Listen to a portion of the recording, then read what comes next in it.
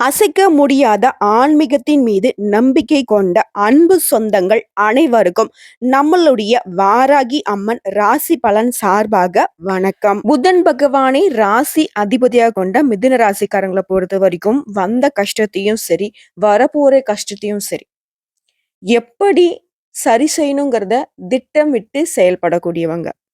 கஷ்டம் அப்படின்னா, கண்ணீர் வடிக்கிற ஆட்கள்லாம் இந்த மிதுன ராசிக்காரங்களுக்கு கிடையவே கிடையாது. ஏன்னா, இரட்டை குணம் இருக்கு.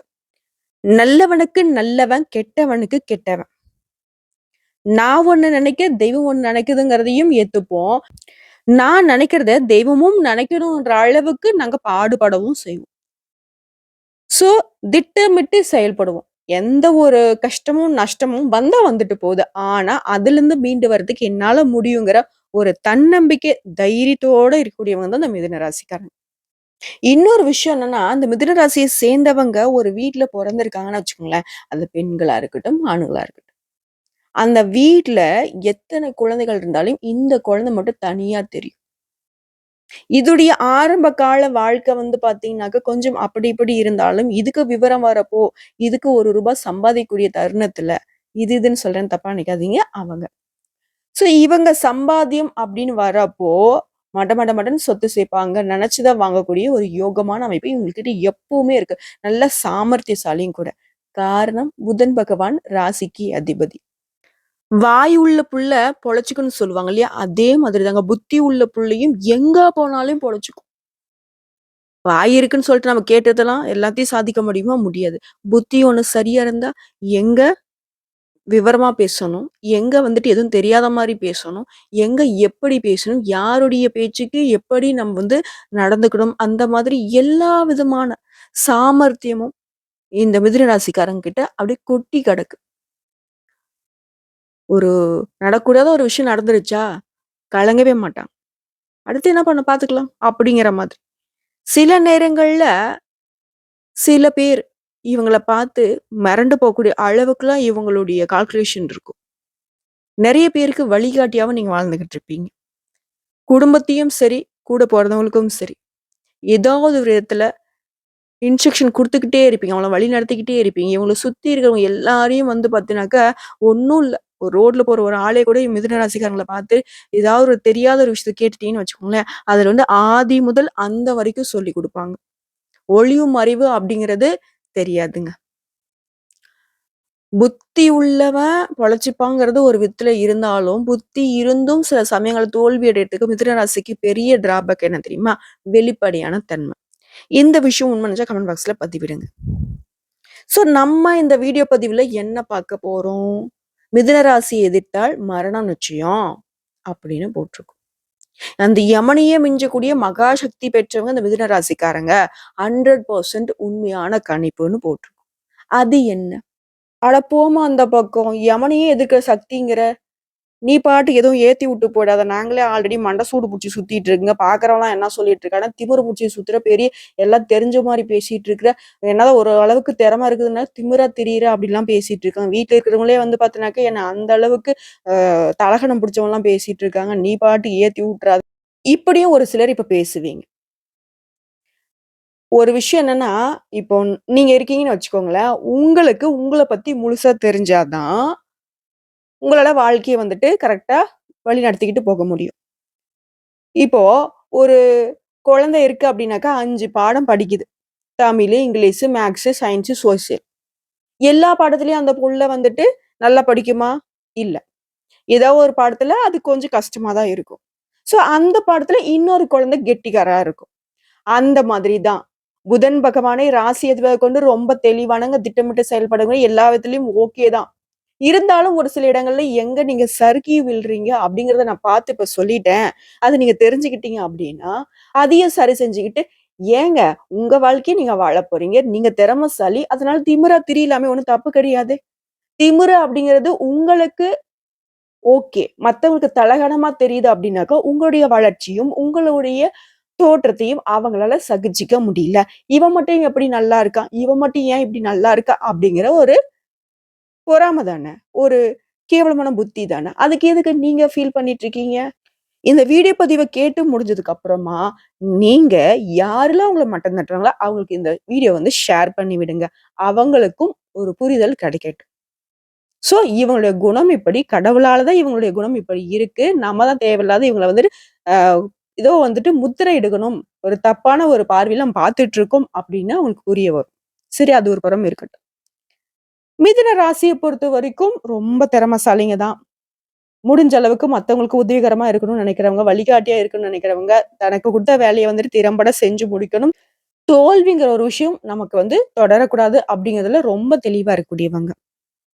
இப்படிப்பட்ட நீங்க எல்லா விதங்கள்லயும் ஓகே. ஆனா ஏதோ ஒரு இடத்துல ஏன் நமக்கு வந்துட்டு சறுக்கி விழுது அப்படின்னு பார்த்தோம்னாக்க, ஒவ்வொரு புதன்கிழமையிலயும் உங்களுக்கு அதிபதியா இருக்கக்கூடிய புதன் பகவானுக்கு வழிபாடு செஞ்சுட்டோம்னாக்க, அதுவும் சரி செஞ்சிடலாம். அது எப்படி? நவகிரகங்கள்ல வீற்றக்கூடிய புதன் பகவானுக்கு பச்சை வஸ்திரம் சாற்றி மேக்ஸிமம் வந்து பார்த்தீங்கன்னாக்கா, மிதுன ராசிக்காரங்க பச்சைய வந்துட்டு அதிகமா பயன்படுத்துங்க. முடியுது அப்படின்னாக்கா, அந்த பச்சை மரகத கல் இருக்கு இல்லைங்களா? அத வந்துட்டு மோதிரமா செஞ்சு போடுறது சிறப்பு.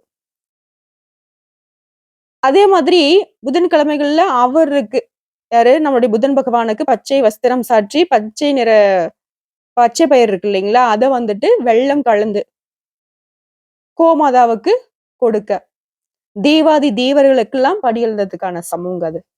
அதன் காரணமா உங்களுக்கு இருக்கக்கூடிய தடைகள், தாமதங்கள், முன்னோர் செய்த பாவம், இல்ல நீங்க முன்பிறவில செய்த பாவம், இந்த மாரி சகல தோஷங்கள் எதுவா இருந்தாலும் சரிங்க, விலகி போகும். கோமாதாவுக்கு நீங்க குடுக்கக்கூடிய அந்த பச்சை பயிரும், வெல்லம் கலந்த அந்த உணவு, அந்த அளவுக்கு உங்களுக்கு சாதகமான பலன கொடுக்கும். சோ அது ஒரு புறம் இருக்க. மிதுன ராசி அப்டின்னாவே இரட்டையர். உங்களுக்கு நிகர் நீங்க தான். எந்த ஒரு விஷயத்தையும் ஒரு புத்தி கரெக்ட்டா யோசிச்சு, ஒரு புத்தி தப்பா யோசிச்சாலும், அந்த 2 புத்தியும் வந்து பாத்தீங்கன்னாக்கா, அலசி ஆராய்ஞ்சு அத சரி செஞ்சுரும். அப்படிப்பட்ட மனநிலையில பிறந்திருக்கக்கூடிய நீங்க, புதிய கருத்துக்களை தெரிஞ்சுக்குவீங்க. புதிய அனுபவங்கள தெரிஞ்சுக்கிறதுக்கு ஓடுவீங்க. எந்த ஒரு விஷயமா இருந்தாலும் சரிங்க. அத வந்து தெரிஞ்சுக்கிட்டே இருக்கணும். முடிஞ்ச அளவுக்கு வந்து பாத்தீங்கன்னா, இந்த ராசிக்காரங்க படிச்சுக்கிட்டே இருப்பீங்க.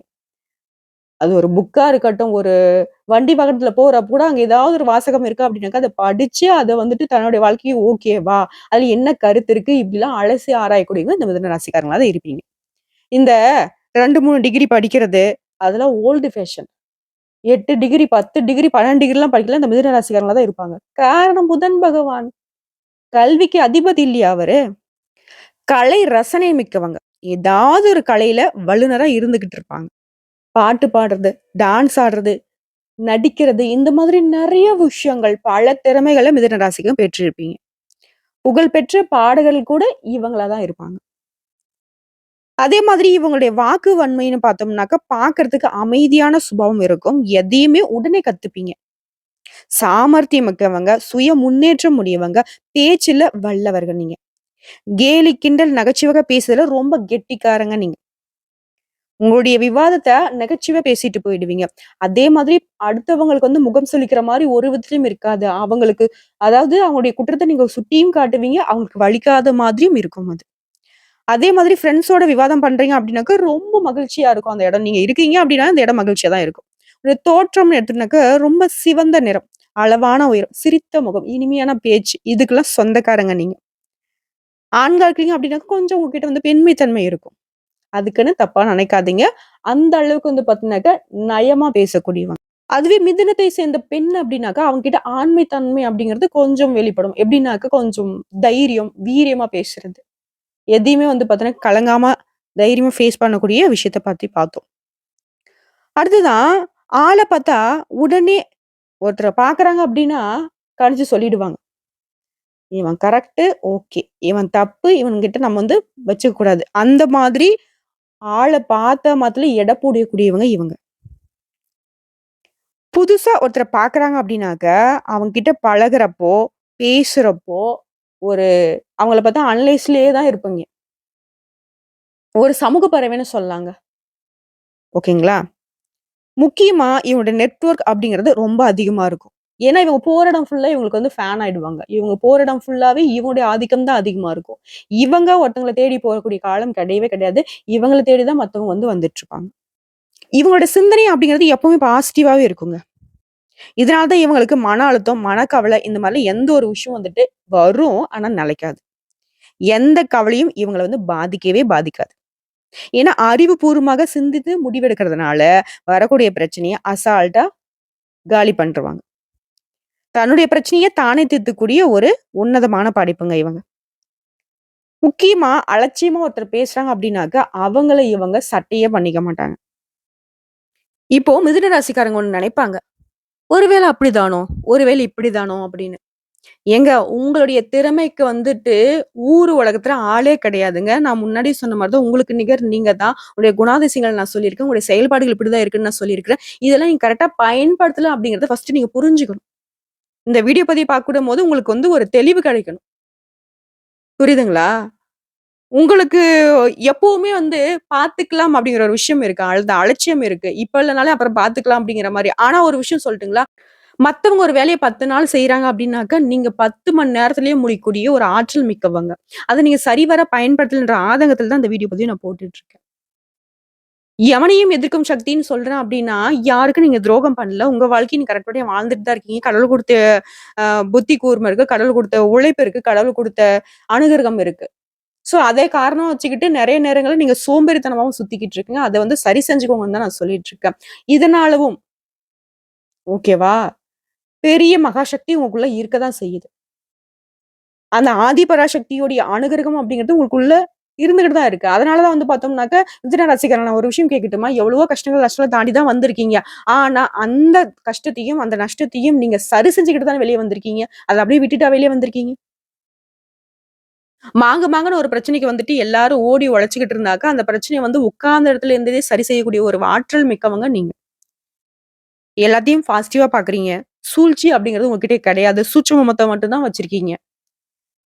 மிதுன ராசிக்காரர்கள பொறுத்தவரைக்கும், எந்த இடத்துல எப்படி பேசணும், யார்கிட்ட எத பேசணும், ஒரு பிரச்சனை அப்டின்னாக்கா, அது எங்க போனா முடியுன்ற அளவுக்கு உட்கார்ந்த இடத்துல கட்டம் கட்டி வாழக்கூடியவங்க. தொழில்னு எடுத்துக்கிட்டாக்க, பெரும்பாலும் பேச்சு சம்மந்தப்பட்ட தொழில் தான். வாய் வன்ம தான். வழக்கறிஞரா இருக்கிறது, மார்க்கெட்டிங்ல இருக்கிறது, பிசினஸ் மேனா இருப்பீங்க. ஸோ எல்லாமே. வங்கி பணியாளர், பேச்சாளர், ஆசிரியர், எழுத்தாளர், பத்திரிகையாளர், பட்டிமன்ற பேச்சாளர், சொற்பொழிவாளர். முக்கியமா சனி சம்மந்தப்பட்டிருக்கிறதுனால வக்கீலு, குரு சம்மந்தப்பட்டிருக்கிறதுனால கவிஞர். இந்த மாதிரியான தொழில்லாம் செய்வீங்க. பெரும்பாலும் நீங்க வந்து முதல் போட்டு ரிஸ்க் எடுக்க மாட்டீங்க. எல்லாம் வாக்குவன்ம தான். அரசு பணி, நிரந்தர வேலை இதுக்கெல்லாம் வந்துட்டு ரொம்ப ஆசைப்படுவீங்க. மாத சம்பளம் அப்படின்ற ஒரு பேச்சுக்கு இடமே கிடையாது. சொந்தமா தொழில் செய்றேன். ஒண்ணு அதான் சொல்லுவாங்க இல்லையா? வச்சா குடுமி, அடிச்சா மொட்டைங்கிற மாதிரி, ஒண்ணு அரசாங்க பணி இந்த மாதிரிலாம் போனோம் அப்படின்னாக்கா, மாத சம்பளம் உண்டு. இல்லையா, சொந்தமா தொழில் செஞ்சுட்டு போறோம். போயா அப்படின்ற அளவுக்கு தான். யார்கிட்டயும் கை கட்டி வேலை பார்க்கக்கூடிய ஒரு அமைப்பு இவங்ககிட்ட கிடையாது. சுதந்திர பறவையா இருப்பீங்க. எந்தவித கட்டுப்பாட்டுக்கும் உள்ளாக விரும்பவே மாட்டீங்க. எத்தனை பிரியமாக வாழ்க்கை துணை இருந்தாலும் சரி, அவருடைய கட்டுப்பாட்டுல இருக்கிறத நீங்க விரும்பவே மாட்டீங்க. வெளியில சுற்றி திரிவதே ரொம்ப அதிகமா விரும்புவீங்க. வீட்ல இருக்கக்கூடிய ஆட்களா இருக்கட்டும், உங்ககிட்ட வேலை செய்றவங்களா இருக்கட்டும், உங்க நண்பர்களா இருக்கட்டும், யாருக்காக இருந்தாலும் அவங்களுக்கு வந்து பாத்தீங்கன்னா, பாத்து, பாத்து எல்லா விஷயத்தையும் செய்வீங்க. துணிமணி வாங்கி குடுக்குறது, இந்த மாதிரியான விஷயங்கள்லாம். அழகா செலக்ட் பண்ணி குடுப்பீங்க. முக்கியமா மிதுன ராசிக்காரங்க ரொம்ப நீட்டா டிரெஸ் பண்ணுவாங்க.